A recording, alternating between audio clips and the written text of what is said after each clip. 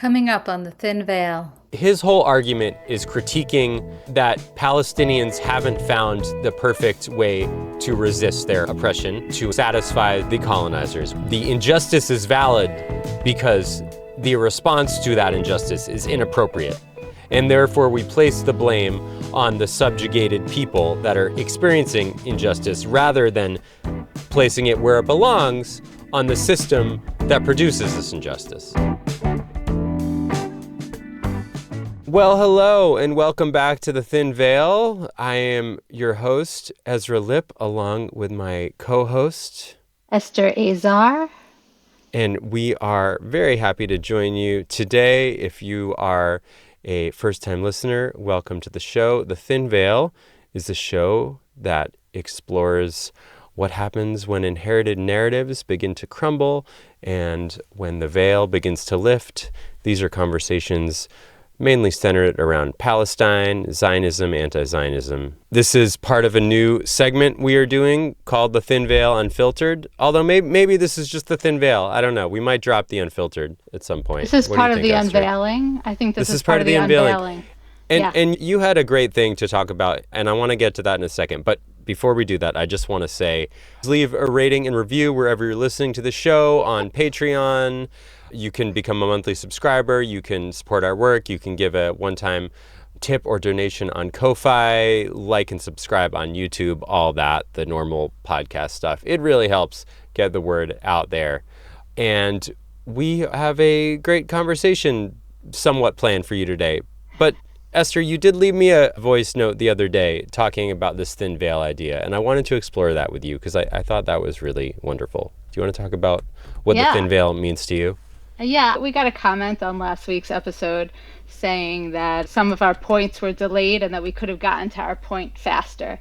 And it got me thinking about the way that these conversations happen and the way that we operate in a capitalist world that demands productivity, and also like that we should be quick and have all the answers and know and be authoritative in our thinking.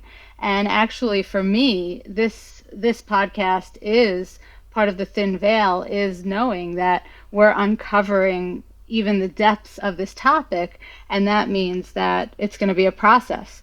And we want to bring you in on that process, that our thinking is developing as we go, and we're constantly uncovering layers, unveiling things so that we get a better understanding. And we think that in order to, I think that in order to unlearn Zionism, part of the process is hearing the grappling and being engaged with it. What do you think, Ezra? I'm with you 100%, and I love that. I love when you're with me 100%. Yeah, I love that that's your framing, because that has definitely been my framing. And we should say we also have gone through our own personal evolutions and backgrounds coming to where we are today. So we're very open to the idea that our thinking is still evolving as it should be. Should we get to the main kind of focus of today's episode? Was there something else you wanted to talk about before that? I did have a passing thought, but now, of course, I can't remember it. That's why it's called a passing thought, because it came and went. Sorry. Yes. Okay. Yes. Cut that out. You don't like when I stick out my tongue? That's not appropriate? No, I meant cut out my dad joke. Oh, no, that's not getting cut out. Okay. All right. We thought we would talk about what I would describe as some sophisticated or arguably sophisticated liberal Zionist Hasbara, which I think is some of the most insidious Hasbara out there. And this is a clip by someone named Haviv Rettig Gur. He is a senior analyst at the Times of Israel. He's Middle East analyst at Bari Weiss's Free Press. He's Israeli. He was born in Jerusalem, but he lived in the United States. He was a combat medic in the IDF, and he has his own podcast called Ask Haviv Anything, which I have my issues with.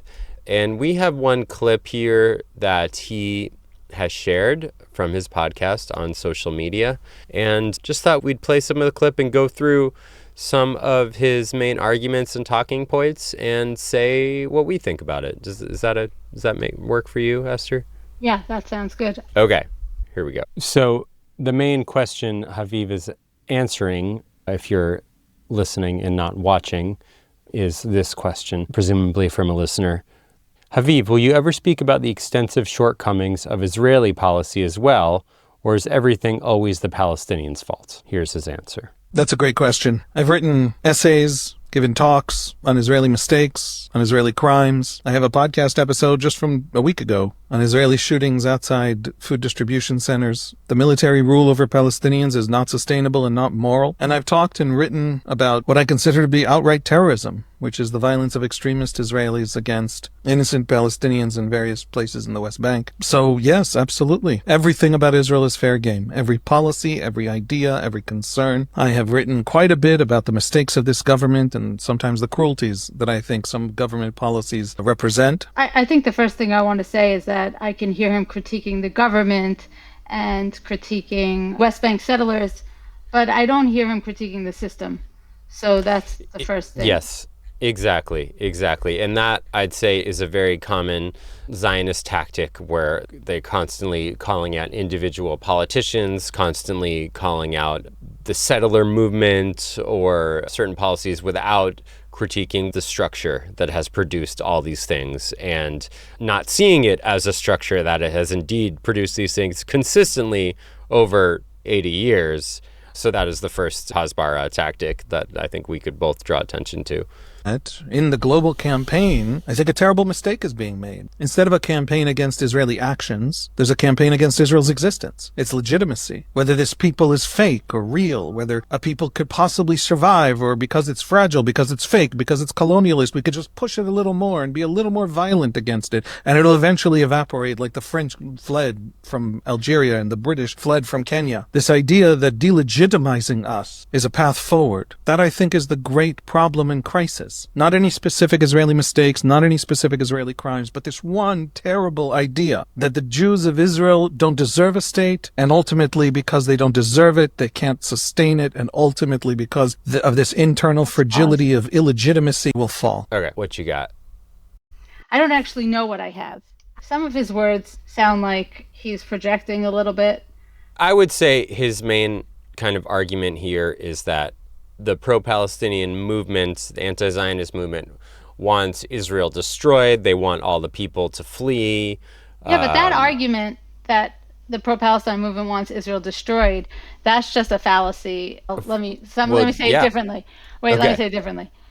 Israel, the settler colonial state, the ethno-state, yes, that they want destroyed, correct? Right. Yes, but correct. Jews, they're not saying that Jews should be destroyed. They're not saying, I don't know how to say this, I'm a little struggling, like post October 7th, 3 years into a genocide, I think that people are rightly struggling with how are they going to live with Israelis that have committed genocide. Yeah. I think that's an honest and normal response. But before this point, the Palestinian freedom movement has always been about creating a country for all people. Yes. And this concept that Zionists throw out constantly, that those of us on the left are fighting for a destruction of the Jewish people, it's just nonsense. And they keep repeating it. We are fighting for the destruction or the restructuring of a system that prioritizes an ethno-state for Jewish people over the rights of Palestinians and other non-Jewish people. I want to question you because you used the word restructuring, but are you saying that you think that the Israeli system can be modified? No, I'm saying the whole Zionist thing needs to be something else. Dismantled. Dismantle. I'm not saying it could be reformed to still prioritize the Jewish ethno-state in any way. No. Thanks for clarifying. Yeah. Is that clear? Yeah, thank you. Yeah. So this is just a common Hasbara tactic, conflating the idea that the destruction of a political system, political ideology, Zionism, is calling for the mass expulsion of all the Jews, all the Jewish Israelis that live there. You know who it's a mistake for? You know who it's a problem for? You know who it's a crisis and a disaster for? Not the Jews. 90% of the Jews of Israel are the grandchildren of refugees. They know their story. They know they're not going anywhere. They know that all this talk about them being settler colonialists like the New Zealanders, they know that's all fake. And they know none of it matters. Palestinians don't know it. Palestinians are taught and educated and promised by their own elites and ideological factions, by the pro-Palestinian campaign around the world, and instead of talking about what Israel does wrong, insists on talking about Israel being in itself a great crime. Its existence as a self-determined Jewish people with its own language and culture being a crime. Somehow a country be able to double down on... Okay. Because they constantly say that the Palestinian people are illegitimate, that there is no such thing as Palestine, that there are no Palestinian people, that there never was, Palestine didn't exist. Okay, yeah, this is all projection. It's all inverse projection. Yeah. A country, a nation, a people can be illegitimate. That very idea has driven Palestinian politics to never really be able to double down on an end to war, because of an enemy that is just on the cusp. I love that the Palestinian people are the ones that are considered unable to end the war. Yep.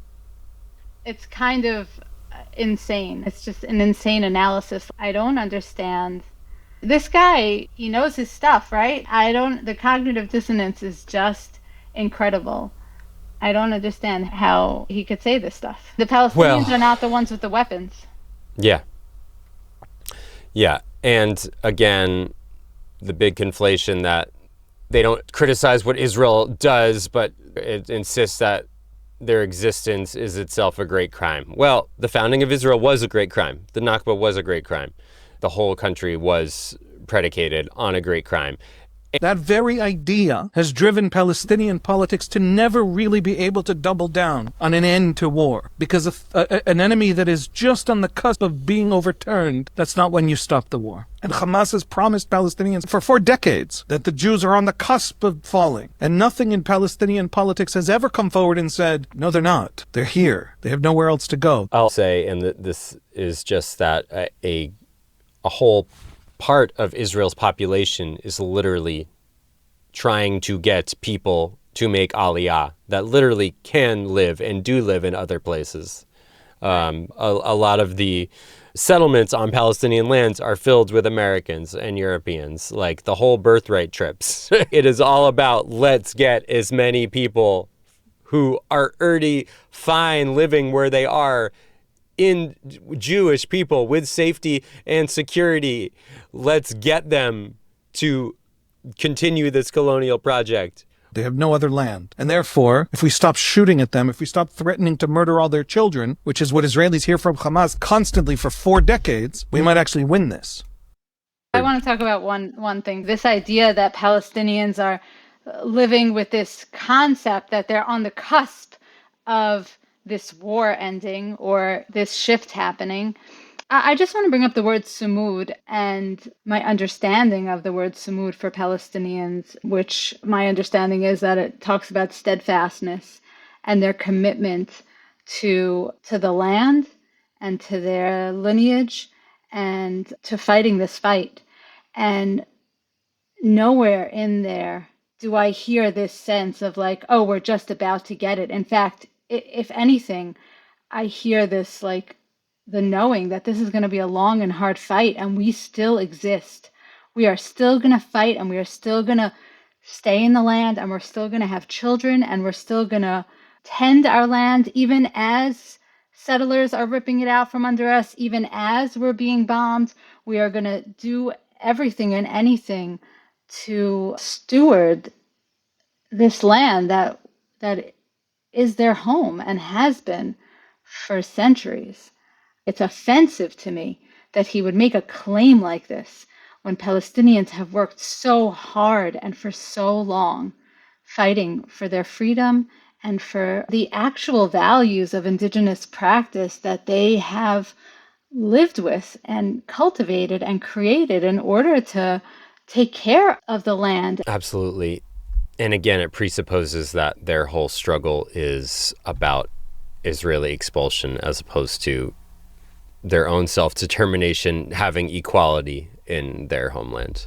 I think this is something that we can't stress enough, and this is maybe a little tangential to this focus of the video, but I feel like there is this idea amongst Zionists that it is either about Israeli self-determination or about Palestinian self-determination, and then the most kind of peacenik liberal Zionist people say, oh, well, you know, it's about both people having self-determination. But when they're talking about that, is Israeli self-determination is really describing a system of Israeli domination where they have their own sets of rights and on a certain amount of territory, where when Palestinians talk about self-determination, it is about not one ethnicity or one religious group or one set of laws dominating. It is about the Palestinian version is that all people living in equality.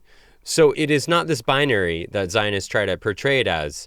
It is the Zionists are creating this binary. The Palestinians are saying, no one should get to exercise exclusive rights. So that drives me crazy. I want to say a couple of things to that. One is somebody wrote about thinking about Zionism as an action rather than an identity in response to last week's video. And I remember that I oftentimes say that I follow Ibram X. Kendi's thinking around racism, that I can't say I'm not racist, but I can take anti-racist action. And so when I hear language like from the river to the sea, my Zionist parts immediately panic. But then my healed parts are able to say, sweetheart, that's not what it means. It doesn't mean destroy the Jewish people. Actually, it's such a beautiful phrase, from the river to the sea, Palestine will be free, because it's for everybody. Yes. And it's a return to the way that it was before colonial systems arrived and used a divide and conquer tactic and offered chosenness to one group of people, Jewish people, against the Muslim and Christian groups like they did in Algeria. The French gave Jews French citizenship, but didn't give that French citizenship to Muslims and Christians in Algeria, and destroyed the Jewish community, in effect, because even though the Jews got privileges in Algeria, they destroyed their interconnection to the Muslim world. And that happens in Palestine as well, where Palestinian Jews lived alongside their Muslim and Christian neighbors in general peace.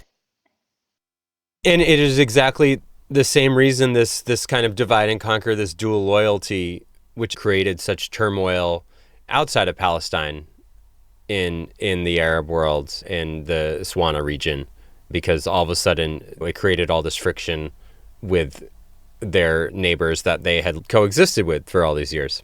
Yeah, now because everybody became suspect. Yeah. Because Zionism keeps claiming that they're operating for Jews across the world. Yeah. And it is doing this now in this country. And we are seeing an increase in anti-Semitism as the Jewish world insanely doubles down on this ideology that more and more people are seeing as crazy. Yes. All right, moving on. Because the justification for military rule, the justification for the security policies of Israel will be something we can finally seriously push back against within Israeli politics. Palestinians have tried one strategy of liberation in the 20th century: the violent, never-ending terror campaigns against the colonialists, like in Algeria. And they've tried it, and it failed and failed for almost 100 years now. So this is just a bald-faced lie. And projection. I mean, it is despicable. It's projection. Say more. Palestinians have tried one strategy of liberation in the 20th century: the violent, never-ending terror campaigns against the colonialists. Let's actually switch out those words and say Israelis have tried one strategy of domination in the 20th century: the violent, never-ending terror campaigns against the native population. That's the truth. Absolutely. And not to mention, this is not at all an accurate description of Hamas as a resistance movement. Hamas has engaged in multiple negotiations. Hamas has offered multiple ceasefires that Israel has broken every time. Hamas has brought forth a two-state solution, for crying out loud, which Israel has rejected, to just describe them as illegitimate, violent terrorists that haven't tried other tactics, which also discounts all the other non-Hamas Palestinian resistance tactics, is just not factual. Palestinians have tried every single strategy under the sun. They've tried boycotts, they've tried demonstrations, they've tried political negotiations, they've tried the Great March of Return, if people aren't familiar, in 2018, 2019. It was a grassroots organized demonstration that happened in Gaza where for, I believe, over a year and a half, every Friday, Palestinians marched to the surveillance wall, the perimeter of their open-air prison that Israelis have constructed, did massive demonstrations to try to get the world's attention. And Israeli snipers sat on the other side of the militarized border fence and literally sniped off 200 protesters, journalists, medics, just waited and shot people, murdered them that were posing no harm to them. They wounded, I think, 36,000 people in that period. They created the largest group of amputees in modern history in that period. And Palestinians remained nonviolent while they literally got sniped off one by one. So this is just a bald-faced lie, and he should know better, because this is propaganda at its worst. I don't know what else to say. He should be ashamed of himself. You should be. Ask Haviv nothing. I noticed that when you were talking that my system got really overwhelmed when I was hearing you describe it. And I also noticed that you laughed when you were talking about I noticed the that horrors. too. And I was just thinking about how our systems get flooded when we hear this stuff. And I laugh too sometimes when I'm talking about the atrocities, and it's like a response to calm our systems down. And so I just want to offer us both an opportunity to just slow down maybe and take a deep breath and just come back here into our bodies. And I would invite the same for our listeners, because this is heavy stuff. Yeah, and I just want to say, let me just take a breath first. Yeah.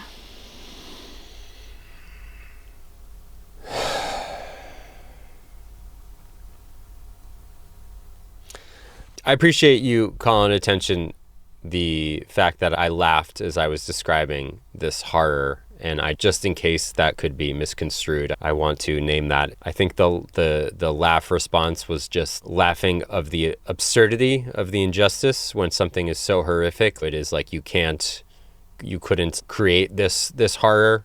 You couldn't write this horror into existence. The absurdity of the injustice is so great that, it triggers this laugh response. I don't think actually like that, like I understand the intellectual, the desire to explain it, and I understand what you're saying. I agree with you. I do not think that you were attempting to be insensitive in that moment. I think it's literally an overwhelm in our system when we hear the insanity of it, and our body just bubbles up a reaction. Yeah. Okay. Grows, Israel strengthens. Maybe it's not working because there's a categorical misunderstanding of the enemy. There was a second strategy of liberation that was tremendously successful in the 20th century. Gandhi, King. You face an enemy that you do not delegitimize but validate. You say to that enemy, you exist, you're real, you're a people, there's nothing I can do about that. And so I'm not going to come to murder your kids because of people with nowhere else. Okay. First of all, I love the Martin Luther King reference because this country is free from all racism. And, yeah, it worked here. In Black civil rights resistance, it was a multi-pronged strategy. Any gains they made were a result of more than just King. I'll just say that. And at the end of King's life, before he was assassinated, he started to change his tune about that nonviolence. I will say, I think there is this underlying inversion to his argument that needs naming, which is basically what he's doing is saying the problem lies in the response to injustice, the response to oppression. And his critique is that if only they could have a better response. His whole argument is saying that the injustice is valid because the response to that injustice is inappropriate. And therefore, we place the blame on the subjugated people that are experiencing injustice rather than placing it where it belongs on the system that produces this injustice. Help me understand what you're pointing to. I'm saying that his whole argument is critiquing that the problem is Palestinians haven't found the perfect way to resist their oppression. And therefore, they're deserving of their continued oppression because they haven't found the correct ways to resist their oppression, which satisfies the colonizers, which satisfies the people and the systems maintaining that injustice, maintaining that oppression, rather than redirecting the blame towards the people and the systems that produce that injustice in the first place. So, for instance, if I could take that argument further. Wait, let me just see if I'm okay. Let me just see if I'm getting Sure. this. Sure. So what I hear you saying is that Haviv is arguing that Palestinians, if they had only gotten it right, then they wouldn't be dealing with this. And in saying that, he's ignoring the fact that they live in a apartheid, ethno-state, genocidal. That they're living as colonized people under apartheid and subjugation. He's not critiquing that system as the main source of injustice. He's saying it is just their imperfect opposition to it, which is the problem. As if saying, if King hadn't come along, and if only Malcolm X had been the dominant leader of the civil rights movement, and it didn't satisfy this liberal white, idea of nonviolence to apartheid in this country, to Jim Crow, that somehow Jim Crow and apartheid would still be acceptable because, well, sorry, they didn't find the best way to resist it, rather than saying, no, the blame lies with the systems of domination and oppression, and it is not up to us to say what is the correct form of resisting that. And again, I can't state enough that Palestinians have tried every single tactic under the sun, and they have all been delegitimized by Israel and the Zionist movement in the U.S. and all over the world. I think that that argument about Martin Luther King and acceptable protest drives me fucking crazy. Who and how are we allowed to protest? But here's what I'm confused about. Mm-hmm. He says, maybe it's not working because there's a categorical misunderstanding of the enemy. What is he talking about? That Palestinians don't understand. Who's the enemy? Palestinians? He's saying, if my interpretation is that he's talking about saying it's just making, again, the argument that Palestinians' grave mistake is delegitimizing the Israeli people and that they're here to stay and blah, blah, blah. But is he saying, because there's a categorical misunderstanding of the enemy, is if we had this liberal policy of peaceful protest, then the Israelis, he misunderstands that the Israelis are really rational beings that would actually create a democracy for Palestinians? Is that what he's implying? That's what he's implying. Let me keep going because he says it more clearly, and it is just, you'll see. It's crazy. Maybe it's not working because there's a categorical misunderstanding of the enemy. There was a second strategy of liberation that was tremendously successful in the 20th century. Gandhi, King. You face an enemy that you do not delegitimize, but validate. You say to that enemy, you exist, you're real, you're a people, there's nothing I can do about that. And so I'm not going to come to murder your kids because a people with nowhere else to go whose children you just murdered are not going to listen. They're going to go to war and they're going to look exactly like the Israelis look. But I'm going to tell you, you can't rule over me. I'm going to make you ashamed of your policies, and I'm going to stop shooting at you so that the policies are no longer justified. That kind of a direction, Palestinians would win in about a week. So it's... I don't even understand. Why is he pretending this is about Palestinians when he's really talking about Israelis? That's what I don't understand. I mean, the Palestinians are going to stop shooting at Israelis. Like, what a logical inversion. And so I'm not going to come to murder your kids.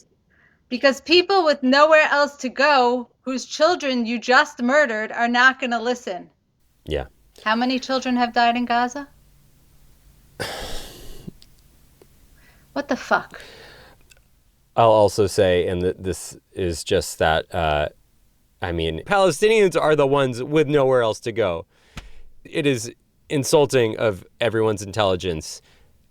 And yet, people listen to this guy. And if anyone knows this guy, just say real quick, you can come on the show, Haviv. We'll talk to you. I want to say this thing, though, because I feel like I overstepped here when I read this. This is what Haviv says. And I said that Palestinians could say this. And it says, and so I'm not going to come to murder your kids because the people with nowhere else to go whose children you just murdered are not going to listen. And I said that we could flip that on its head. Haviv is saying that's Israelis. But the thing that I want to say is that Palestinians are willing to listen. And the colonial mindset says constantly that Palestinians are the enemy, when in reality, Palestinians have always lived together and were welcoming of the Jews that came into Palestine. The problems arose when it became a colonial system. Yeah. And this narrative that keeps getting repeated comes from a trauma place where colonial systems traumatize us, and so we can only see a binary. It's either me or you. That's how colonial systems work. That's how it worked in this country too. That's why the colonists in this country couldn't live with the native peoples here and genocided them, because they couldn't imagine. Europeans can't imagine living in a world with the other. It's why they couldn't imagine having Jews as equal citizens in Europe. And that's what the Zionists bring with them, is that sense that isn't actually accurate, isn't actually a value in the Swana region, which is where we come up against all of this conflict, because the Western world keeps saying, we can't live together, there's no opportunity here. That's what Zionism keeps saying. We can't live together because they're going to want to kill us. But we live together. Yeah. Which is why, to add to that, this whole kind of Hasbara point, to explain literally means Israeli propaganda, I should say, if anyone is not familiar with that term.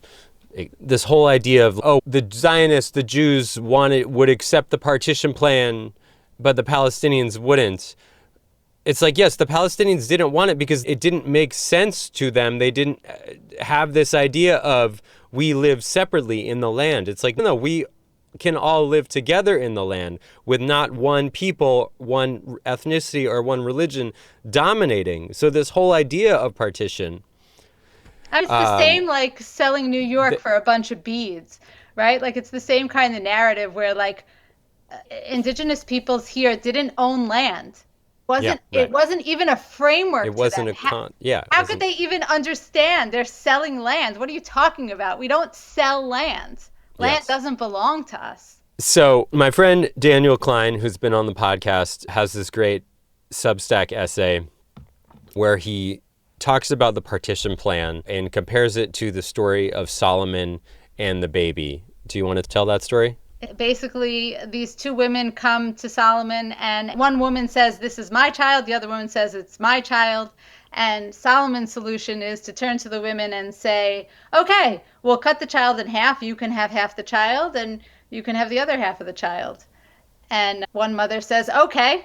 And the other mother says, no, obviously not. And Solomon knows who the mother is. Which, I'll just say, as a metaphor, as far as land partition, and the point we're trying to make is Palestinians said, no, don't divide the land. And the Zionists said, okay. I think it's brilliant. As a story about a baby in half, it actually doesn't make any sense. Obviously. It's such a great story because Zionists come in, and we could just talk about the trees that they planted that are not native and have caused so much destruction and fires, and they're still planting these trees. And Palestinians have been like taking care of these olive trees for generations, and Zionism doesn't care. They just want to... They destroyed Gaza. Yeah. They obliterated it. It is a toxic waste site. I mean, if Jews really feel this connection to Eretz Yisrael so much, if Zionists feel such a deep connection to Eretz Yisrael, then they would want to uplift Palestinians and support them in caring for the land. this whole narrative of like, oh, this is our land, but you destroy it. How could you destroy land like that? If it's really the land that God gave us, how the heck could you treat it like this? Yeah, what kind of it's world an abomination. This has been another episode of The Thin Veil. Thanks so much for being here. Thanks for co-hosting with me, Esther. What kind of prize do I get if I do get this out? You get to leave a rating and review of the show. Have you done that yet? Damn, calling me out in front of everybody, Ezra? Yeah, you haven't even done it. That is not kind. All right, just because I didn't promise. No, I promise. I'll always be kind.